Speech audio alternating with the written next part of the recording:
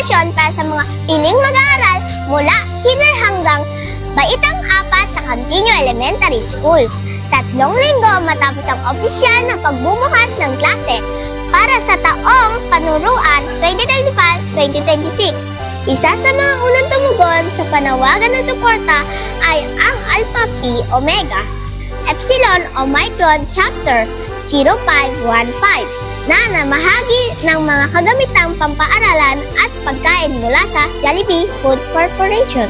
Kabilang din sa mga organisasyong naghatid ng tulong ang SM Foundation sa pamamagitan ng kanilang Corporate Social Responsibility Program.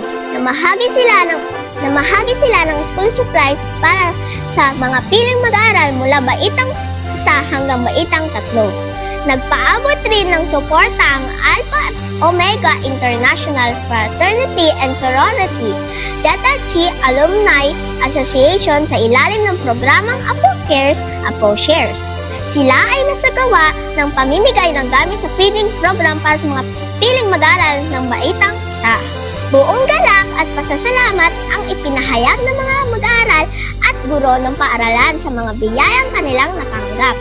Ayon sa mga guro, hindi lang ito simpleng tulong, kundi nagsisilbi ring inspirasyon sa mga mag-aaral upang mapatuloy na magsikap para sa magandang kinabukasan. Lubos ang pasasalamat ng pamunuan ng Cantinio Elementary School sa pangunguna ng punong guro na si Dr. Trinidad G. Beltran, sa lahat ng individual at samahang nagpaabot ng tulong at suporta sa mga batang kampo. Ako si Lindsay Loria mula sa 5SPJ sa ilalim ng pamamatnubay ng School Paper Advisor Floriza Valenzuela at ni Principal 3 Dr. Trinidad G. Beltran, nag-uulat para sa DepNR.